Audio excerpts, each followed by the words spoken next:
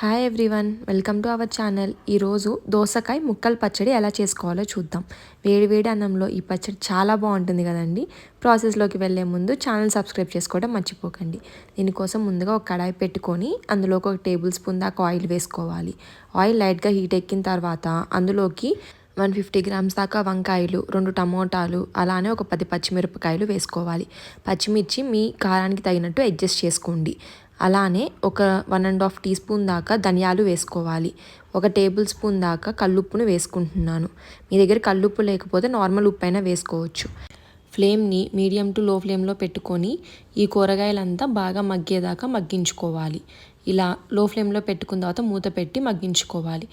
మధ్యలో మూతను తీస్తూ అడుగంటుకోకుండా వంకాయల్ని టమోటాల్ని కలుపుకుంటూ ఉండాలి. ఇప్పుడు ఈ కొంచెం మగ్గిన తర్వాత ఇందులోకి 1 నిమ్మకాయ సైజ్ అంతా చింతపండును వేసుకొని చింతపండును కూడా మగ్గనివ్వాలి. ఒకసారి కలుపుకొని మూత పెట్టి మగ్గనిద్దాం.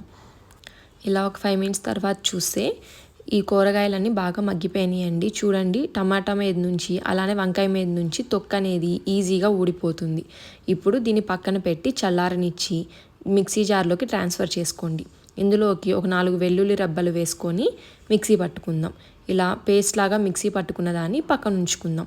ఇది బాగా ఫైన్గా అవసరం లేదండి, జస్ట్ 2 సార్లు పల్స్ తిప్పితే సరిపోతుంది. గ్రైండ్ చేసుకున్న పచ్చడిని ఒక బౌల్లోకి ట్రాన్స్ఫర్ చేసుకొని అందులోకి 250 గ్రామ్స్ దాకా దోసకాయని ముక్కలుగా కట్ చేసుకొని వేసుకోండి. ఈ దోసకాయ ముక్కల పచ్చడిలోకి దోసకాయ గింజలతో సహా వేస్తేనే టేస్ట్ బాగుంటుంది.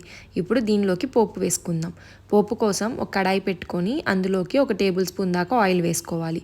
అందులోకి మధ్యలోకి తుంచుకున్న ఒక ఎండుమిర్చి, అలానే 1/2 టీ స్పూన్ దాకా పచ్చిశనగపప్పు, 1/2 టీ స్పూన్ మినప్పప్పు, 1/2 టీ స్పూన్ దాకా ఆవాలు, 1/2 టీ స్పూన్ జీలకర్ర వేసుకోవాలి. అందులోకి చిటికెడు పసుపు, అలానే దంచుకున్న 4 వెల్లుల్లి వేసుకొని బాగా చిటపడమనేదాకా వేయించుకోవాలి.